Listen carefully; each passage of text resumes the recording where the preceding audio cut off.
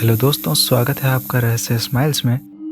रात का टाइम था, शाम और अंधेरे के बीच का वो टाइम जब सब कुछ थोड़ा सा खामोश लगता है। 17 साल का रिको अपनी ट्यूशन से घर जा रहा था। ईयरफोन्स में हल्की सी म्यूजिक, हाथ में गर्म कॉफी। सड़क लगभग खाली थी, स्ट्रीट लाइट्स थोड़ी थोड़ी दूर पर ब्लिंक कर रही थी। तभी उसने पहली बार उसे देखा।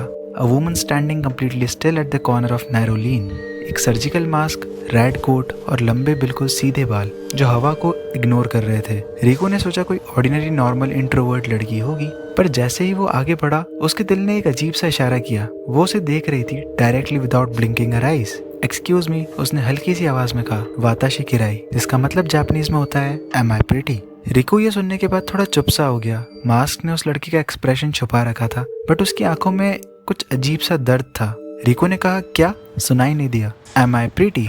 इस बार उसकी आवाज से बिल्कुल क्लियर हो चुका था कि वो क्या पूछ रही है। रिको ने नर्वस होकर बोल दिया, हाँ यू लुक फाइन, और बिना रुके आगे बढ़ गया। जब उसने पीछे मुड़कर देखा तो वो लड़की वहाँ नहीं थी। उस रात रिको को लगा शायद वो ओवरथिंक कर रहा है, पर घर पहुंच के जब उसने बाथरूम का लाइट ऑन किया, मिरर में पीछे कुछ रिफ्लेक्ट हुआ। वही रेड कोट, वही लंबे बाल। Am I pretty? फिर से उस लड़की ने पूछा। इस बार मास्क उतर चुका था। लड़की का फेस दोनों तरफ से कटा हुआ था, मानो कि किसी ने उसकी फेस को काट के एक स्माइल बनाने की कोशिश की गई हो। रिको डर के मारे गिर पड़ा, पर रिफ्लेक्शन के बाहर रूम बिल्कुल खाली था। Only the mirror showed her. Why are you doing this? Rico चिल्ला के बोला। She stepped closer inside the mirror world and said, because long ago someone said I was beautiful and someone else punished me for it. Her voice cracked, filled with pain instead of reach. Rico को धीरे धीरे सब समझ आने लगा था। रिको ने पूछा, तुम क्या सभी लोगों से ये सवाल पूछती हो? She said everyone in whispered voice, but no one ever sees my pain.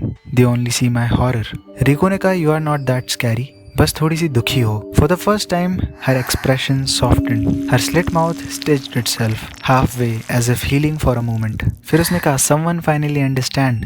Then फिर माहौल एकदम साइलेंट सा हो गया। उसने हल्का सा सिर झुकाया और फिर कहा, Yet you saw me, and those who see me, I cannot leave them without making them smile. तो ये एक इंसिडेंट था उन सारे इंसिडेंट्स में से जो कि कुचिसाकी ओना पे बेस्ड है। बट इससे पहले कि मैं वीडियो खत्म करूं, आप लोगों को इस असली अर्बन लेजेंड के बारे में कुछ और भी बताना है। कुचिसाकी ओना इंसिडेंट वाइड कवरेज में आया 1979 जनवरी 22 को, क्योंकि 1978 में कुछ जापानीज बच्चों ने बात करना चालू किया किसी टॉल पेल स्किन वुमन के बारे में जिसके हाथ में एक शार्प वेपन रहता है, मानो कि उसने एक हाथ में सिजर ले रखी हो, और जो कि सिर्फ बच्चों को ही टारगेट करती है। बट ये सब उन बच्चों की बनाई हुई कहानियां थी जिसे उनके पेरेंट्स ने बिल्कुल सीरियसली लिया। बट क्यों? इसके आंसर के लिए आपको चलना पड़ेगा 1976 में, जब एक सीरियल किलर का एग्जीक्यूशन हुआ था जिसका नाम था ओकुबो ओसाका। उसका यंगेस्ट विक्टिम ओनली 16 साल का था, जिसकी वजह से पेरेंट्स ने सोचा कि ये कुछ वैसा भी हो सकता है, and they called the police. अब ये नेशन वाइड पैनिक तो नहीं बना जापान में, बट फिर भी कुछ प्लेसेस जैसे कि कोरियामा और हिरात्सुका में पुलिस को डिस्पैच किया गया for looking a woman who have scissors in her hand. अब after investigating for months, police found the slit mouthed woman in 1979।